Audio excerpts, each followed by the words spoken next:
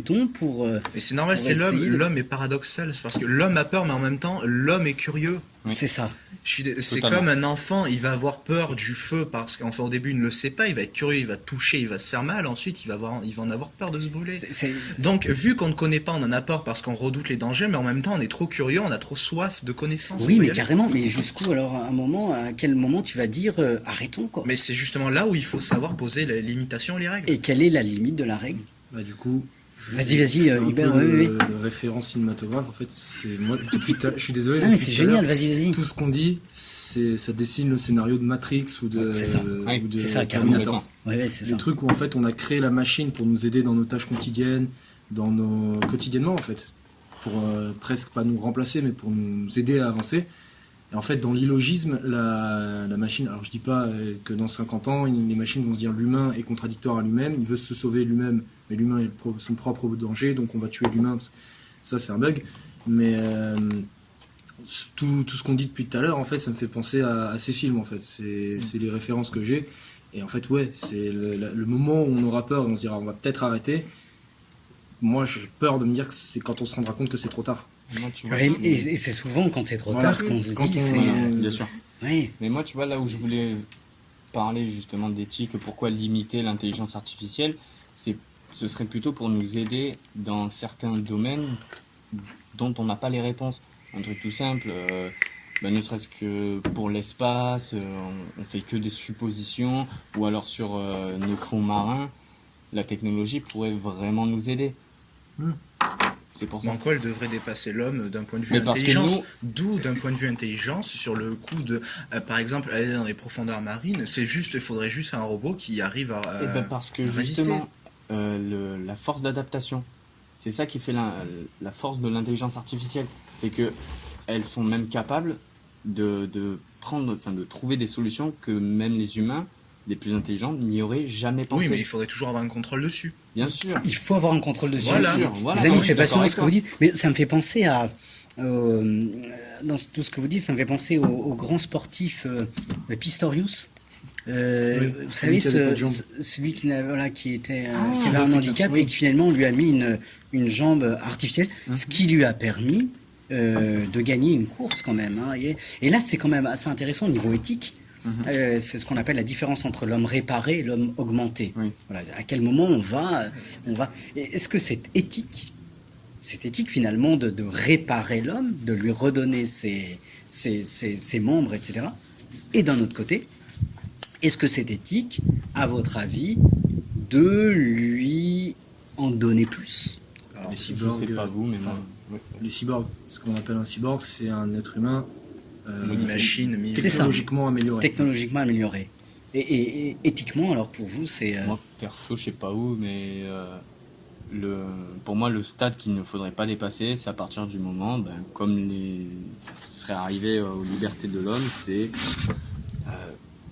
tu peux faire ce que tu veux tant que tu n'atteins pas la liberté de l'autre.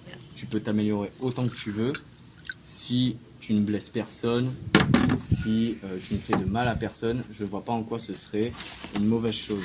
Pour moi, ce serait en fait la limite à atteindre, ce serait le corps humain en fait. Par exemple, on pourrait créer des exosquelettes, des armures qui nous permettraient par exemple d'aller dans l'espace Bien ou sûr. à un seul homme de soulever une poutre de plusieurs tonnes.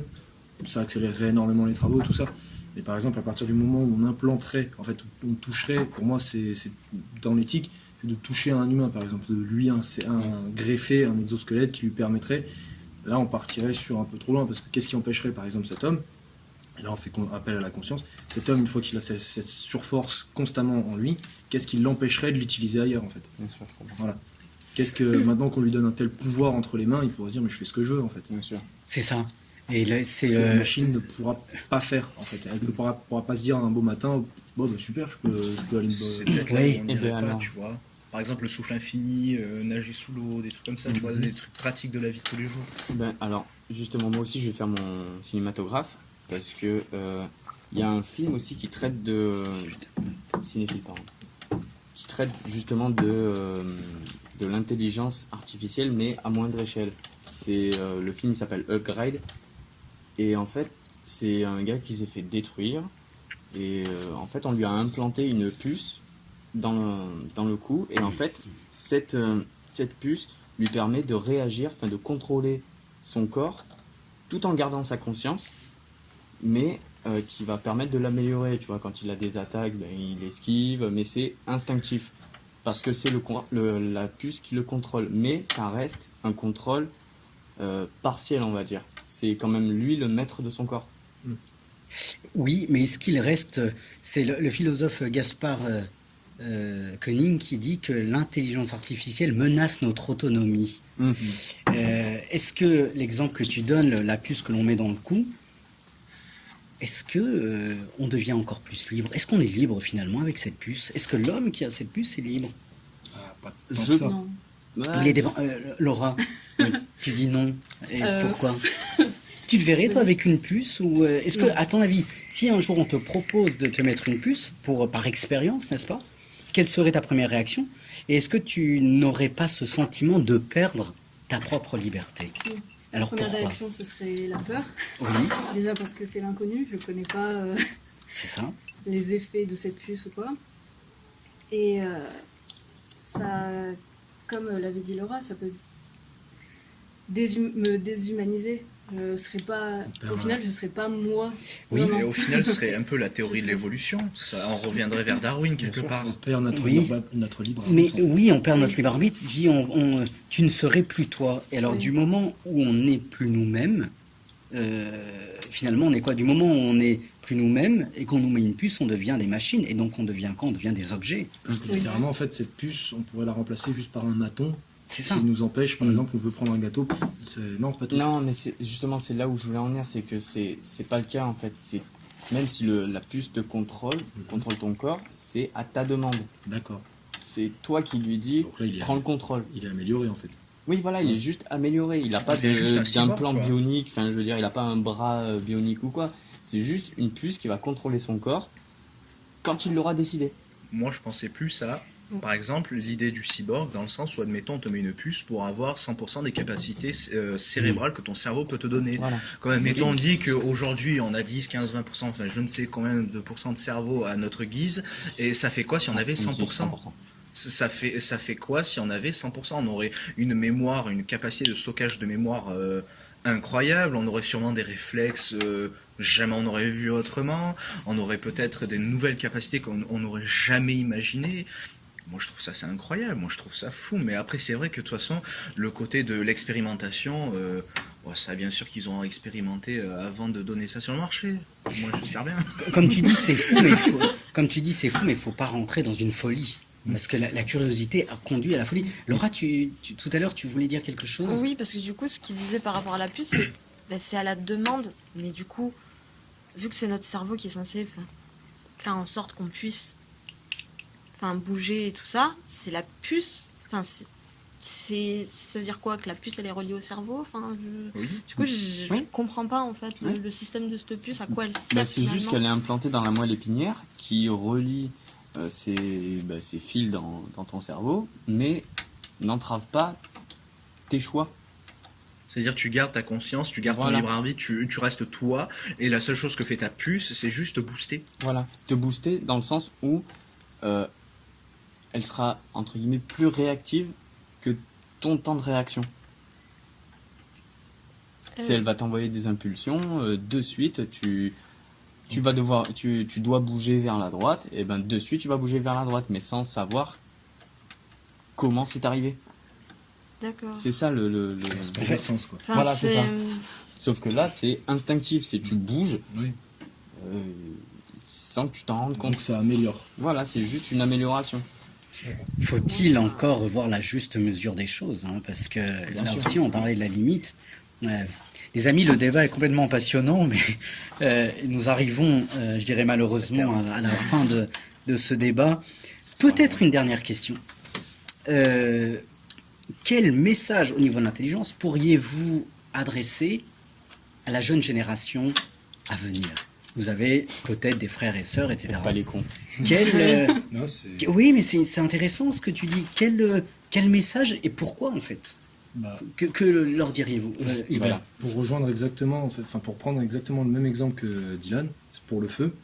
Quand l'homme a découvert le feu, Il a d'abord découvert qu'il pouvait se brûler avec. Puis il a découvert qu'il pouvait cuire des trucs avec. Mais après, il a découvert qu'il pouvait faire des incendies. Enfin, j'étais pas là, j'ai pas découvert l'ordre chronologique. Mais il a découvert le bien et le mal, en fait. Oui.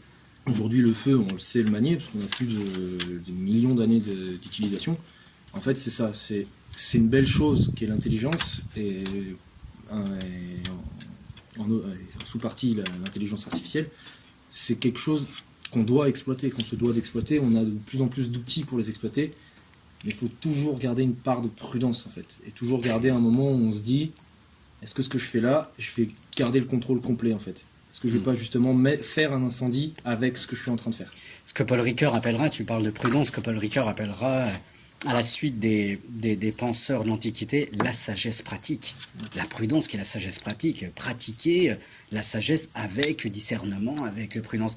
Les autres, les amis, quel message pourriez-vous adresser à la jeune Moi, j'ai une génération? citation, alors je sais vraiment pas qui l'a sorti, mais c'est une phrase qui m'a marqué par rapport à l'intelligence. Quelqu'un d'intelligent n'avancera pas, mais un con avancera, même s'il fait des erreurs. Pour dire qu'on peut être très intelligent et parfois on fera rien de notre vie avec ça, c'est qu'on pourra juste... Oui. On n'avancera pas malgré notre niveau d'intelligence, parfois on n'avancera pas, alors que parfois juste si on fait les choses, bien sûr toujours avec prudence, on en apprendra bien plus que quelqu'un qui est dit intelligent et avec un QI monstrueux. D'accord, oui, c'est hyper intéressant. Oui. Laura? Oui, bah moi je rejoins Hubert sur ce qu'il a dit. Je pense que pour les générations futures où l'intelligence artificielle sera très présente, je pense, il faut vraiment rester dans la modération, être très prudent. Et voilà, je pense que c'est l'essentiel, parce que je pense que ça peut aller très loin Oui. si on se brûle. Et plus vite qu'on ne le pense. Oui. Ça va à une allure inimaginable. Merci beaucoup, Laura. Dylan et Laura. Est-ce que vous avez, Laura, est-ce que tu as un message à la jeune génération? Moi, Et je Dylan dirais que pour les générations futures, non pas que voilà, je me sens aisé vis-à-vis de ça, mais juste parce que voilà, on est animateur avec Hubert, donc on voit un petit peu on voit un petit peu l'évolution de certains jeunes, et moi je pense juste que voilà, il faut pas qu'ils restent collés à la technologie, arrêtez de vous coller à votre écran, sortez, il y a beaucoup plus de sujets de réflexion dans la nature que sur les jeux vidéo ou alors sur les séries qu'ils voient à la télé. Aiguisez votre intelligence. Voilà, en fait. aiguisez votre intelligence et ne serait-ce que voilà, il y a eu une étude il n'y a pas très longtemps qui s'est fait où en fait il y avait des personnes, des enfants du même âge, une tranche de même âge, où c'était 4-5 ans, et en fait ils ont mis des personnes qui ne jouaient très peu aux jeux vidéo dans une salle et qui leur ont demandé de faire un dessin, et une autre salle où eux ils étaient bercés par la télé, les jeux vidéo, tout ça, de faire un dessin aussi, mais il n'y avait pas de thème précis. Et toutes les personnes, tous les enfants qui n'ont jamais ou très peu joué aux jeux vidéo faisaient des dessins très jolis, il y avait de l'imagination, tout ça, et alors que pour les autres c'était basique au minimum. Oui. Donc pour moi je pense que effectivement la technologie peut être une bonne chose, mais peut beaucoup freiner la réflexion. Il faut rester maître que l'homme reste maître de lui-même, c'est ça, et non que la technologie devienne... Laura, tu veux rajouter quelque chose? Non, je partage complètement l'avis de Dylan, parce que là-dessus on est d'accord là-dessus qu'il ne faut pas rester collé aux écrans, parce que oui, c'est bien d'un point de vue technologique, parce que oui, ça nous arrange beaucoup dans le quotidien, mais l'imagination, tout ce qui fait qu'on réfléchit, c'est dans la lecture, c'est de voir le monde qui nous entoure, et c'est de lever les yeux, quoi. Tout simplement. Voilà, c'est ça. Lever les yeux. Les amis, vous venez de participer à un passionnant débat. J'aurais voulu encore continuer à causer avec nos amis. Peut-être on pourrait laisser la dernière phrase à Lévi-Strauss, le philosophe Lévi-Strauss, qui dit que l'homme savant, ce n'est pas celui qui trouve les bonnes réponses, mais c'est celui qui sait se poser les vraies questions. Autrement dit, une question qui permet d'avancer, de construire. Et peut-être le dernier mot, le mot de la fin, peut-être à nos amis qui viennent de le dire, aiguisez votre intelligence. Aiguisons l'intelligence et mettons toujours notre intelligence au service du bien commun. Merci les amis pour votre participation à cette Merci à discussion. Merci. Et à très bientôt. Les amis, à très bientôt sur les routes du Tour de France de la philo. Vive l'intelligence, vive la philosophie. À bientôt. Ciao, ciao.